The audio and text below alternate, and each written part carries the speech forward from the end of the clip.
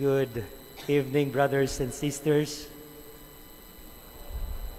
and Merry Christmas. Advance Merry Christmas. Kaya po ang simbang gabi natin ay may gloria na kasi parang anticipated na Pasko na po ito. At batiin mo yung katabi mo na, oy, Pasko na, huwag ka nang sumimangot. Anong mukha ng katabi mo? Pasko ba? O aburido pa rin? Brothers and sisters, we have a beautiful gospel of today, the Annunciation. In fact, the Annunciation, this Mass is also called the Golden Mass of Our Lady, precisely because out of the gospel, this is the official start of the actual presence of Jesus on the earth. It is through the Annunciation of the angel to Mary that Jesus was conceived in the womb of Mary.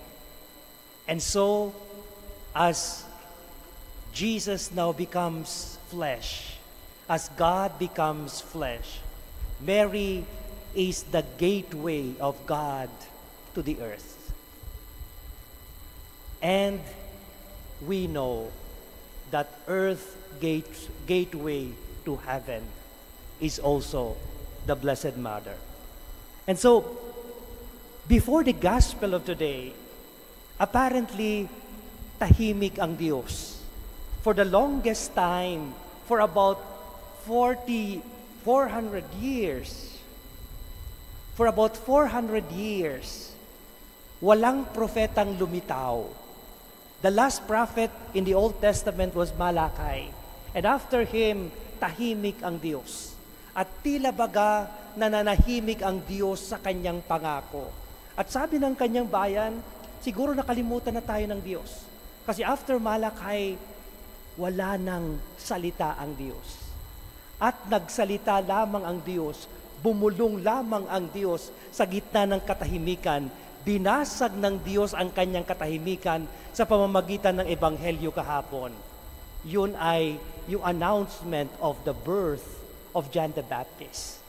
Pero ngayon, kumakanta, sumisigaw ang Diyos at binasag niya ang kanyang katahimikan sapagkat pinapaalala niya sa atin, hindi ako nakakalimot. And so, today is the fulfillment of a beautiful promise that indeed God has not forgotten His promise.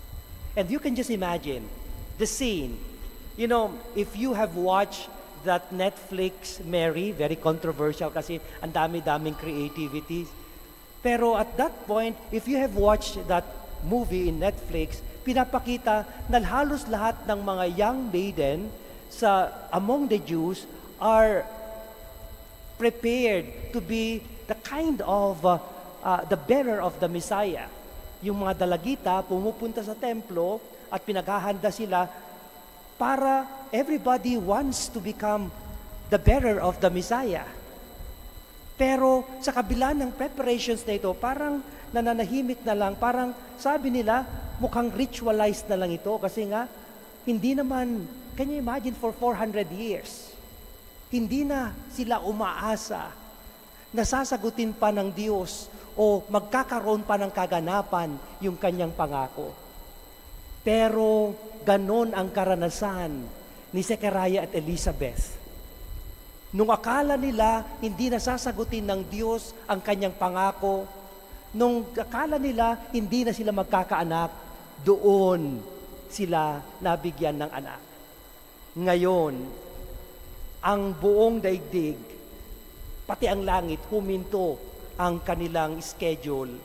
Imagine the Father, Son, and Holy Spirit, huminto yung kanilang schedule at naka-spotlight kay Maria on that Annunciation.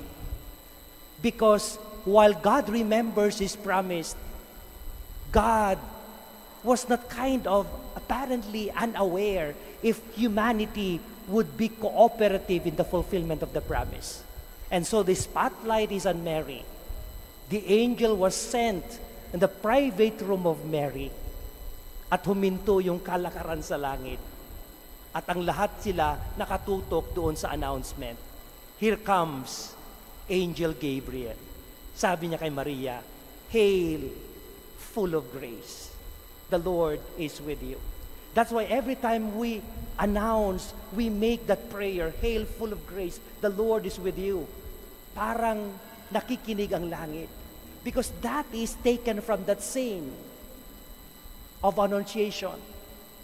Pagkatapos nun, sabi ng anghel sa kanya, magkakaroon ka ng anak. At sabi niya ni Maria, paano mangyayari yon? Wala akong kilalang lalaki. Kinabahan ang Diyos. Mukhang hindi matutuloy ang plano. Mukhang hindi tatalima ang tao sa ating pangako. Hanggang nagpaliwanag yung anghel, Gabriel, the bearer of good news. The power of the Most High will overshadow you.